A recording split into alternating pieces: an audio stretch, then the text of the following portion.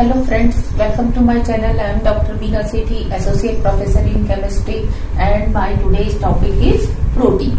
Proteins में क्या होता है कि ये एक्चुअली अमीनो एसिड्स का ही कंटिन्यूएशन वीडियो है जिसमें हम पहले अमीनो एसिड्स के बारे में पढ़ चुके हैं और प्रोटीन्स में जब स्ट्रक्चर इलूसिडेशन करते हैं तो हमें ये देखना होता है कि सबसे पहले उसमें कौन से अमीनो एसिड्स हैं, फिर अमीनो एसिड्स आपस में किस तरीके से जुड़ते हैं, पेप्टाइड बॉन्ड कैसे बनाते हैं, ये ऑलरेडी मैंने अपने पिछले वीडियोस में डिस्कस कर लिया है। आज मैं आपसे डिस्कस करने जा रही हूँ कि प्रोटीन्स क्या हैं और वो कितने टाइप के होते हैं, उनका क्लासिफिकेशन। तो प्रोटीन्स जो हैं वो अमीनो एसिड्स के पॉलीमर मॉलिक्यूल्स हैं।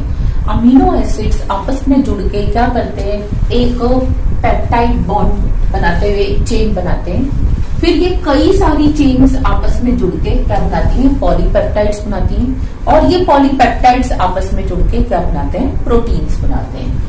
तो ये जो प्रोटीन्स हैं इनमें इतने सारे अमीनो एसिड्स होते हैं कि इसका जो वेट है वो ऑलमोस्ट 10,000 के आसपास आ जाता है मॉलिक्यूलर वेट। और इनमें generally carbon, hydrogen, nitrogen, oxygen, sulphur ये एटम्स तो होते ही होते हैं, साथ में कभी कभी आयरन और दूसरे टंगस्टन इस टाइप के एलिमेंट्स भी होते हैं। और ऑलमोस्ट 26 टाइप के जो अमीनो एसिड्स हैं दे आर नोन, और उसमें हम क्या करते हैं, उनके डिफरेंट सीक्वेंस से डिफरेंट अमीनो एसिड्स बनाते हैं। और प्रोटीन एक ऐसा मॉलिक्यूल है जो कि ऑल लिविंग सेल्स में मिलता है, चाहे वो प्लांट्स की सेल्स है, चाहे वो एनिमल्स की सेल है, चाहे ह्यूमन बीइंग की सेल है, ऑल लिविंग सेल्स में प्रोटीन वन और अदर फॉर्म में होता ही होता है। तो इसका जो क्लासिफिकेशन है उसमें हम फर्स्ट बेसिस लेते हैं on the basis of molecular structure, कि मॉलिक्यूलर स्ट्रक्चर के बेस पे we divide into two categories. First globular protein, second fibrous protein. Globular protein जो है लाइक दिस स्फीरॉइड होता है, यानी कि इसमें ये जो पॉलीपेप्टाइड चेन्स हैं they get coiled in this way कि they form a spheroid like structure. Spheroid like shape होती है और जब ये कॉइल होती है तो अमीनो एसिड्स के साथ जो आर ग्रुप जुड़ा हुआ है, जैसे ये अमीनो एसिड, ये इसका आर ग्रुप, ये तीसरे का आर ग्रुप, ये इस तरीके से कॉइल बनती है कि सबके आर ग्रुप क्या होते हैं, इनसाइड द स्फीरॉइड आ जाते हैं, यानी कि वाटर रिपेलेंट ग्रुप जो है वो इनसाइड ट्रैप हो जाता है और बाहर की तरफ कौन से ग्रुप बचे रहते हैं, जो कि पोलर ग्रुप्स हैं, लायोफिलिक ग्रुप्स हैं, यानी कि जो वाटर को अट्रैक्ट करते हैं। तो इसीलिए आर ग्रुप इनसाइड होने से और पोलर ग्रुप आउटसाइड होने से दे आर वाटर सॉल्युबल। और ये जो है पीएच और टेम्परेचर से क्या होते हैं, उसके लिए कुछ रेजिस्टेंस है, यानी कि थोड़ा सा पीएच चेंज करोगे या थोड़ा सा टेम्परेचर चेंज करोगे तो they will not gate denatured, यानी कि उनका नेचर बदलता नहीं है। थोड़े से के लिए मैं बोल रही हूँ, ऐसा नहीं है कि आप लॉन्ग रेंज तक उसको वेरी कर दो। जैसे किसी प्रोटीन का पीएच 5 है और आपने उसको 4 से 6 तक चेंज कर दिया तो इट इज ओके, लेकिन ये नहीं कि आप 5 वाले का 1 ले जाओ या 11 ले जाओ, naturally then it will get denatured. इसका जो एग्जांपल है वो है इंसुलिन जो पैंक्रियाज में बनता है, थायरोग्लोबिन जो थायराइड ग्लैंड में बनता है, एंटीबॉडीज जब हमारी बॉडी में कोई अटैक करती है कोई फॉरेन बॉडी तो उससे उसके अगेंस्ट जो है हमारी ब्लड में कुछ बॉडीज तैयार होती हैं, antibodies, they are also protein. And haemoglobin जो कि क्या करता है, ऑक्सीजन और कार्बन डाइऑक्साइड कैरियर की तरह वर्क करता है। साथ में फैब्रिनोजेंस में क्या होता है कि हमारे ब्लड में ये प्रोटीन होता है और जब कहीं कट लगता है तो यही फाइब्रिनोजेन जो है फाइब्रिन में कन्वर्ट हो जाता है और ब्लड की क्लोटिंग करता है, तो ये भी प्रोटीन से बना होता है। और एल्बुमिन जो आप जानते हो एग के अंदर जो व्हाइट पोर्शन होता है, दिस इज ऑल्सो ये globular protein. Next is fibrous protein. Fibrous protein में क्या होता है कि ये जो पेप्टाइड चेन है ये पैरेलल अरेंज होती है इस तरीके से और इनके बीच में क्या होते हैं, सेकेंडरी बॉन्ड्स होते हैं। फर्स्ट प्राइमरी बॉन्ड तो वो कार्बन, हाइड्रोजन, अमीनो ग्रुप दूसरे एसिड से जो बना रहे हैं वो सारे प्राइमरी बॉन्ड्स हैं। फिर इनके जो पेप्टाइड पेप्टाइड की चेन है, इनके बीच में जो बॉन्ड बनते हैं वो स्ट्रॉन्ग इंटरमॉलिक्यूलर हाइड्रोजन बॉन्ड्स बनते हैं और ये इनसॉल्युबल इन वाटर होता है। क्यों होता है? क्योंकि इसका जो पोलर ग्रुप है, उस जैसे इस वाली चेन का पोलर ग्रुप और इस वाली चेन का पोलर ग्रुप, इन्होंने आपस में क्या कर लिया? बॉन्ड बना लिया। तो अब ये वाटर के साथ बॉन्ड नहीं बना पाते, that's why they are insoluble and they are stable for temperature and pressure, मतलब पीएच। ये कुछ ज्यादा तक क्या रहते हैं? स्टेबल रहते हैं, क्योंकि इनके पोलर ग्रुप्स क्या है? इनसाइड है, तो इनके ऊपर जल्दी से इफेक्ट नहीं पड़ता। यानी कि इनको अगर आप थोड़ा सा 5 वाले को आप 4 से 6 तक ले जा सकते हो, तो इनको आप 3 से 7 तक भी रख सकते हो। ये डीनेचर्ड जल्दी से नहीं होते। फिर इसका एग्जाम्पल में है केराटिन। केराटिन क्या होता है? स्किन में मिलता है, हेयर में मिलता है, नेल्स में होता है और वूल में होता है, जो शीप की जो वूल होती है उसमें। और कोलेजन क्या है? टेंडन्स में, जो हमारी मसल्स बॉडी से जुड़ी होती हैं, तो वो जो टेंडन्स होते हैं उसमें। और मायोसिन जो है हमारी मसल्स में मिलता है और फाइब्रोइन जो है सिल्क में मिलता है। तो ये कुछ एग्जांपल थे फाइब्रस प्रोटीन के। ये जो ग्लोबुलर प्रोटीन थी, इसमें जो ग्लोब्यूल बनता है, जो स्फीरॉइड बनता है, इसमें 4 टाइप की सेकेंडरी बॉन्डिंग प्रेजेंट होती है। फर्स्ट, डाइसल्फाइड हाइड्रोजन ब्रिज, यानी कि ये एक चेन, ये दूसरी चेन, ये आपस में जुड़ी हुई है सल्फर सल्फर बॉन्ड से, सल्फर सल्फर ब्रिज बन रहा है। दूसरा, इंट्रामॉलिक्यूलर हाइड्रोजन बॉन्डिंग, यानी कि ये एक चेन, इसी चेन का ये NH था, इसी चेन का ये C डबल बॉन्ड O था और इन्हीं के बीच में क्या हो गया? हाइड्रोजन बॉन्ड बन गया। तो ये स्ट्रॉन्ग हाइड्रोजन बॉन्ड। दूसरा, वंडरवाल फोर्स। वंडरवाल फोर्स तो यूनिवर्सल फोर्स है, ये सब जगह ही लगता है और जब मॉलिक्यूल्स ज्यादा पास पास आते हैं, ज्यादा कॉम्पैक्टली होते हैं, तो उनके बीच में क्या होता है? और ज्यादा लगता है। और डाइपोलर इंटरेक्शन की, यानी कि NH और C डबल बॉन्ड O के अलावा अगर उसमें कोई और भी पोलर ग्रुप्स हैं अमीनो एसिड्स में, तो उनके बीच में भी क्या हो सकता है? डाइपोल डाइपोल इंटरेक्शन हो सकता है। तो ये इसका एक वन वे था to classify protein, and the second way is, next way of classifying of protons is on the basis of chemical composition or hydrolysis products।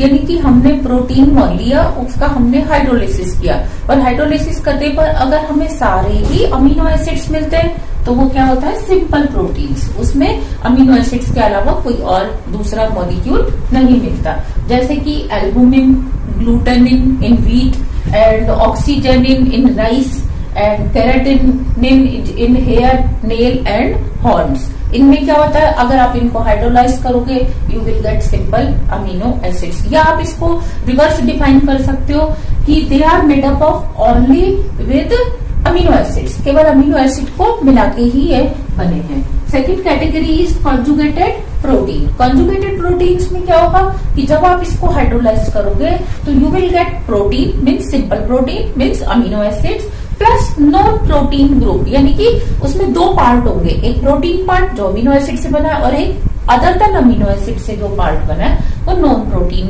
Part होता है, और इसको हम प्रोस्थेटिक ग्रुप भी बोलते हैं। And on the basis of prosthetic group, क्योंकि कई टाइप के हो सकते हैं, so they are divided into following categories. First, nucleoproteins, इसमें प्रोटीन का पार्ट होगा प्लस न्यूक्लिक एसिड होगा। तो इसमें जो प्रोस्थेटिक ग्रुप है वो है न्यूक्लिक एसिड, DNA या RNA। ग्लाइकोप्रोटीन्स, ग्लाइकोप्रोटीन्स में शुगर होगा, प्रोस्थेटिक ग्रुप प्लस प्रोटीन होगा। फिर लाइपोप्रोटीन में लिपिड्स होंगे, जैसे कि लिसिथिन, ये एक लिपिड का ही पार्ट है, तो ये लिपिड होगा प्लस प्रोटीन होगा।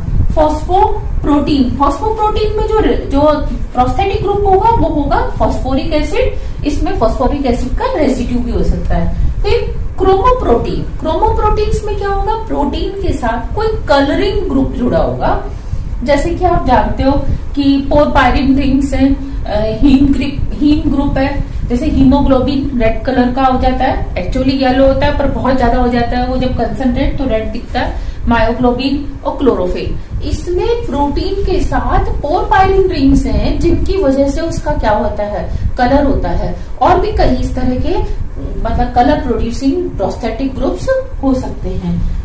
Next is derived protein. Derived protein जो है ये इसके थर्ड कैटेगरी है केमिकल कंपोजिशन के बेसिस पे। Derived protein as it's name suggest कि ये डिराइव्ड हुई है, यानी कि पहले आपने एक कॉम्प्लेक्स प्रोटीन लिया, उसका आपने हाइड्रोलिसिस किया तो आपको क्या मिला, प्रोटियोसिस, स्मॉल प्रोटीन मिला डिग्रेडेशन से। फिर प्रोटियोसिस को आपने फर्दर हाइड्रोलाइज किया, यू गेट पेप्टोन्स। पेप्टोन्स को आपने फर्दर हाइड्रोलाइज किया, यू गेट पॉलीपेप्टाइड्स। और पॉलीपेप्टाइड्स को आगे करोगे तो फिर तो आपको पेप्टाइड्स और अमीनो एसिड्स मिल ही जाएंगे। तो ये जो छोटे छोटे से प्रोटीन्स मिले इनको हम क्या कहते हैं, derived. Characteristic properties of protein.